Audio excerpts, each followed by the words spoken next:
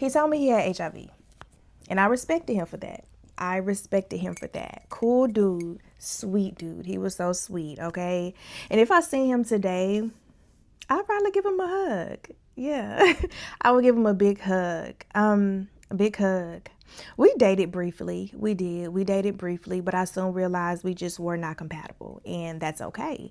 So, we went our separate ways, and that was that. But I respected the fact that he had enough decency to give me the option to choose by telling me his truth, especially in today's climate where HIV is a pandemic, honey, especially amongst our community. But there's this stigma around HIV that it's just this death sentence, or one can't live a long, healthy, prosperous life. And that is so far from the truth. So far from the truth, and very ignorant to say the least. But we all know there's a cure to HIV that's being gatekept. And I personally believe that one can heal themselves naturally from the virus. It will take some vigorous discipline, but I believe that it can be done. But I digress, okay? I learned about HIV at a very young age. I did. I have family members who's been affected by the virus. My uncle, he passed away from AIDS when I was a baby. So it was kind of inherent for me to grow up and educate myself as much as I could and also become an advocate for it. Yeah. But I understand we all have deal breakers, okay? And for some people, it's a hard no.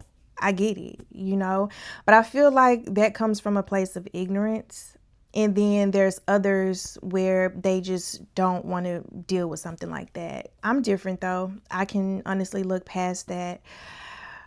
I'm educated enough to know how to protect myself. On top of that, my partner should be protecting me. So, yeah, it's not a deal breaker for me. But it's crazy to me because the same people who look down on the HIV community are the same ones who out here moving recklessly. And that's wild to me. That's wild. Like, you have to understand, you will attract what you fear. The very thing that you fear will be the very thing that comes knocking at your door one day. I guarantee you, remember that, okay? And maybe somebody needed to hear this. Maybe this was a message for somebody. When was the last time you got checked? Do you know your status? Okay? Because trust me, the worst part about it all is not knowing. That's the worst part about it all. Thinking every little ouch is something, honey, okay? Go to the doctor. Go check yourself out.